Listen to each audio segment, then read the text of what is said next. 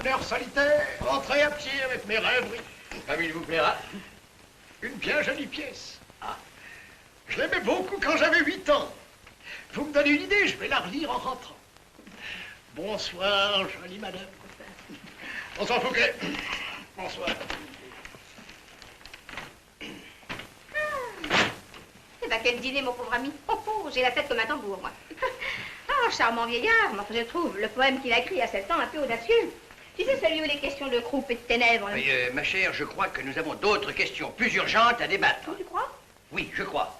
Quand la tribu des Vaubricourt a fait son apparition, tu venais de m'apprendre une nouvelle qui mérite qu'on en parle. Quoi donc? Comment quoi donc? Ben, ce que tu m'as dit est vrai. Tu es enceinte. Ah oui, oui, oui. Tu m'as dit toi-même que Georges, de son côté... De son côté, oui. Mais si tu veux bien, commençons par le commencement. Si nous parlons, toi, d'une catastrophe et moi de l'autre, nous n'y arriverons jamais. Alors, commençons par toi, si tu veux bien. Par nous, tu pourrais dire.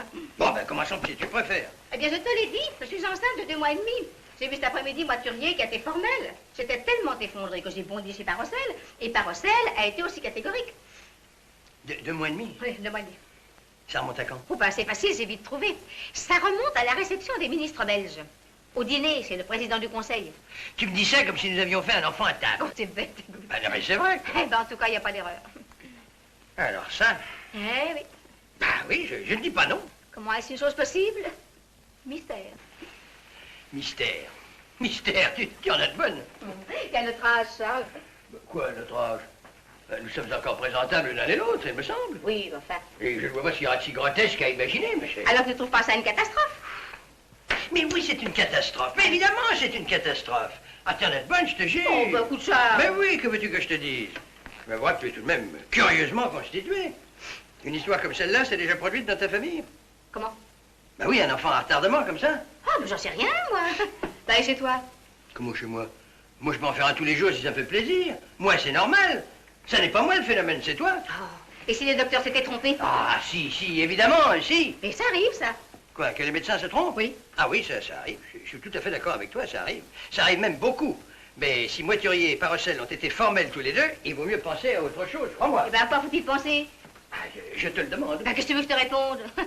J'ai pas 20 ans, moi. Qu'est-ce que tu veux dire? Eh ben, je dis que je n'ai plus 20 ans pour avoir les idées des générations actuelles, voilà. Mais quelles idées? Oh, bah, tu le sais mieux que moi, ça, voyons. Alors. Des idées abominables. Tout à l'heure, Annie m'en parlait le plus naturellement du monde, là. J'en étais bouleversée. Mais tu parlais de quoi?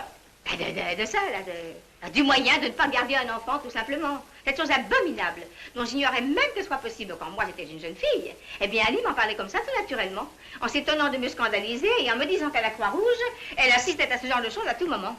Ah, évidemment, un diplôme d'infirmière ne s'obtient pas en faisant du tricot. Eh ben, c'est exactement ce qu'elle m'a dit, ça. Elle m'a parlé de valise de Chopin. Ouais. Oh, tu vas voir que c'est invraisemblable d'entendre une jeune fille vous parler de ça comme d'une chose envisageable, tu trouves pas? Mais à propos de quoi aviez-vous ce genre de conversation? Ben... Oui, j'avais bien compris. Non, mais je veux dire, comment en est-elle venue à parler de cette chose précise avec toi? Parce que je murmurais comme ça. Alors comme ça, enfin, ça pensait à rien. Qu'est-ce que je peux faire? Alors, avec cette espèce de netteté, de brutalité qu'ils ont à cet âge, elle m'a répondu, bah, il n'y a pas 3 choses à faire, qu'il n'y en a que 2. On garde ou on ne garde pas. Oh, elle n'a pas tort, remarque bien. Mais comment elle n'a pas tort? Non, c'est en effet la question qui se pose, la seule. Tout le reste, c'est du bavardage. Mais Charles! Enfin, je parle d'une façon générale. Ah bon? Et c'est justement parce que de plus en plus souvent, de nos jours, la question est trop vite tranchée que j'ai fait cette campagne qui a abouti à l'augmentation des peines prévues par la loi pour ces manœuvres criminelles. Alors, ils t'ont dit 2 mois et demi? Qui donc? Eh ben, les docteurs. Ah oui, mais... Ça nous mènerait en décembre, alors. Juste avant les élections. Au moment du mariage d'Annie, mais que faire, mon pauvre Charles? Pourvu que les gens n'aillent pas faire des cancans? Quel cancan? J'espère que tu es au-dessus de tout soupçon, ma chérie. Bon, alors, quelle décision veux-tu qu'on prenne? Aucune. Il n'y a aucune décision à prendre. Seulement, je réfléchis. Je pense au mariage de notre fille. Je pense aux élections. Et alors? Alors, la situation est celle-ci. Je mène une campagne assez bruyante, disons-le, et je triomphe par 2 votes de l'Assemblée.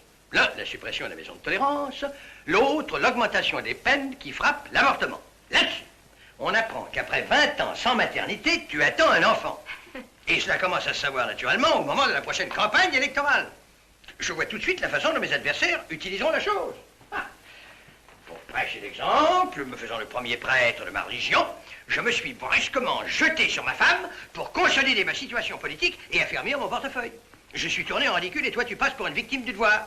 Nous sommes ridicules tous les deux. C'est effrayant. C'est la situation exacte dans laquelle je me trouve. Alors, la question est celle-ci. Ai-je le droit de laisser le ridicule et le scandale atteindre ma personne? Je veux dire ma fonction, le poste que j'occupe. Je suis ministre de la famille, ne l'oublions pas. En laissant la malignité publique atteindre à travers moi les idées que je défends et pour lesquelles je me bats, c'est le gouvernement lui-même et un peu de la moralité publique que je mets en cause. Sans vouloir du tout employer de grands mots, cette histoire intime se place par la force des circonstances sur un plan qui nous dépasse, ma chère.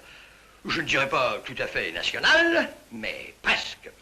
C'est le cas où un homme qui a accepté d'assumer une charge publique doit savoir faire à l'État, et pour son honneur, le sacrifice de certaines convictions intimes.